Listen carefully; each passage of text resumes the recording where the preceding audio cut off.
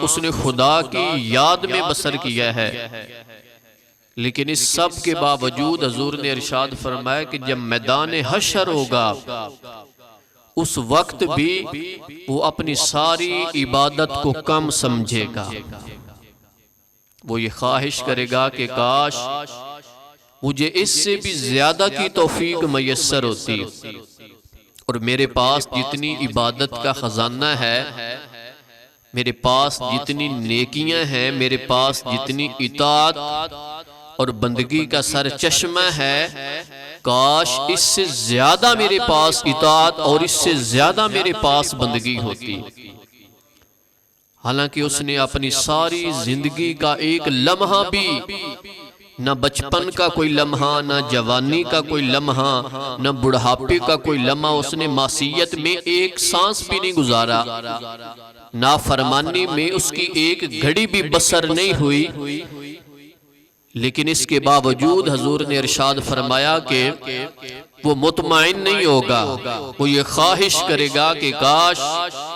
मेरे नामा अमल में इससे ज्यादा नेकियां होती, इससे ज्यादा सवाब होता, इससे ज्यादा इताअत मेरी जिंदगी के अंदर होती। एक तरफ ये इंसान हो और दूसरी तरफ वो इंसान के जो पंजगाना फराइज भी मुकम्मल अदा नहीं करता, जो अपनी जिंदगी के अंदर खालिक कायनात के आयद करदा फराइज भी पूरी पाबंदी के साथ अदा नहीं करता, और जिसके कई कई रोज गुजर जाते हैं वो खुदा के पाक कलाम को खोल के नहीं देखता,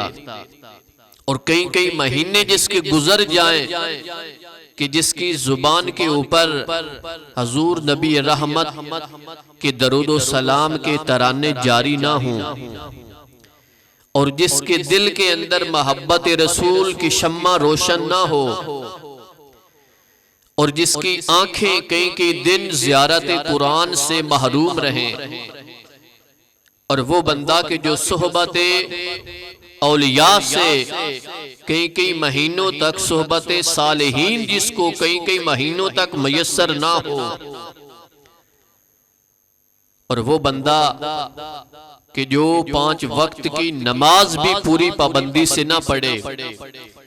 वो बंदा के जब रब के करम की बरसात होती है, जब सुबह के वक्त रब के अनवार का ज़हूर होता है, और वो बंदा उस वक्त अपनी नींद को खुदा की इबादत के ऊपर कुर्बान न करे, आप खुद सोचें कि उस मैदान हशर के अंदर कि जिस मैदान में वो बंदा के जो बचपन से लेकर बुढ़ापे तक की इबादत को भी कम समझ रहा है, वो बंदा कितना अफसोस करेगा कि जो फराइज का भी तारिक होगा।